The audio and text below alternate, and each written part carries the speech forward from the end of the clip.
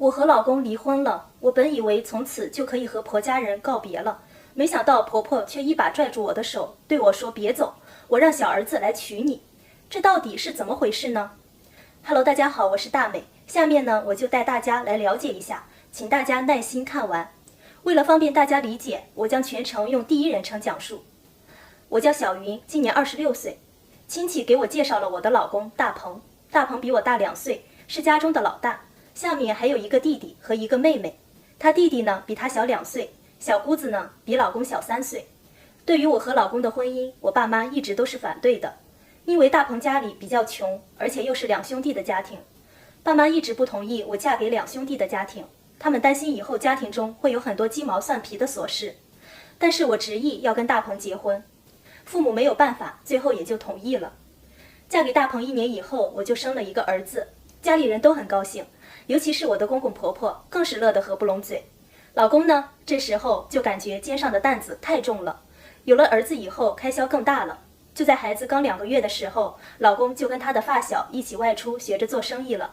由于我老公这个人很会为人处事，嘴巴也很能说会道，经商这条路他走得很顺利，很快便在商场上结交了一些志同道合的朋友。有了这些人的帮忙，我老公的事业也是做得顺风顺水。家里的经济条件也随着老公的努力而越来越好。但是天有不测风云，我的婆婆呢被查出来患有严重的高血压和糖尿病，病情一天比一天严重。婆婆更是因为这些病痛日渐消瘦了很多，每天药不离口。我很担心婆婆，便带着婆婆奔走在各大医院。因为公公年纪太大了，也不识字，我也不忍心叫老公回来，怕耽误老公的事业。于是陪同婆婆看病的责任就落在了我的肩上。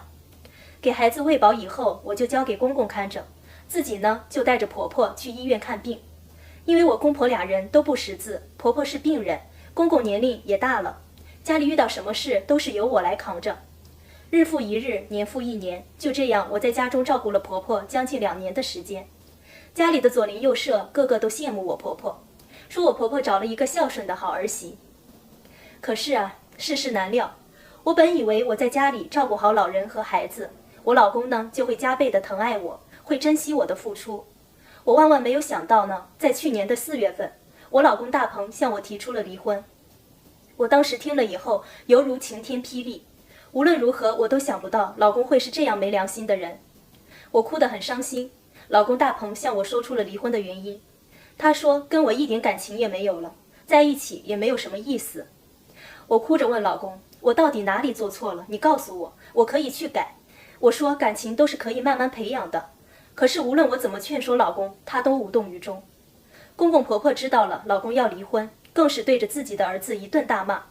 他们老2口非常的生气，对儿子说道，如果敢离婚，就和他断绝关系，就当没有这个儿子。我当时还抱着侥幸心理，希望老公听到这话会不跟我离婚。可是无论家中的长辈谁来劝说，全都无济于事。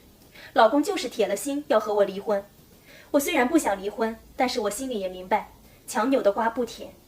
没办法，看到老公如此坚定的离婚态度，我便成全了他，答应了跟他离婚。离婚以后，我才知道老公大鹏在外面找了一个年轻漂亮的女人。更是让我没想到的是，大鹏还要把孩子要走。他给出的理由是，他找的这个女人虽然年轻漂亮，但是不能生育，他们以后也生不了孩子，所以这个儿子他必须得带走。他说那个女人会把儿子当成他自己的孩子来养，正好我也没有工作，给不了孩子想要的生活，跟他生活才最合适。我爸妈也不支持我要回孩子，原因很简单，他们也是为了我以后考虑。他们说离婚带儿子的女人很难嫁人，就算有人要，也不一定会过得幸福，因为没有人会愿意替别人养儿子。我心中万般不舍，哭了几天几夜，最后无奈放弃了孩子的抚养权。但是我提出要求，我必须要有儿子的探视权，可以随时随地的去看望儿子。对于这件事情，老公答应了我。我本以为事情到这里就结束了，离婚以后我就可以搬离这个家了。没想到最后公婆的态度让我感动得泪流满面。公婆说不管我离不离婚，我永远都是他们的好儿媳，他们的心里啊只认我这个儿媳妇儿，并提出让我一直住在家里。可是哪有离了婚的女人还一直住在婆家的呢？不是有一句老话说得好，人要脸树要皮吗？他儿子都不要我了，我还有什么脸面赖在她家里面不走呢？既然离了婚，我肯定不会继续住在婆家了。就在离婚的半个月后，我准备收拾行李搬出婆家，可是婆婆的态度让我大吃一惊。她拉着我的手，说啥也舍不得我走，并且跟我说让她小儿子再来娶我。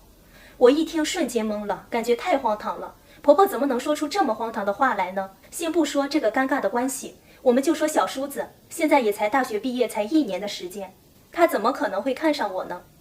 接下来呢，婆婆说的话更是让我难以置信。她说这不是她的意思，而是小叔子自己的意思。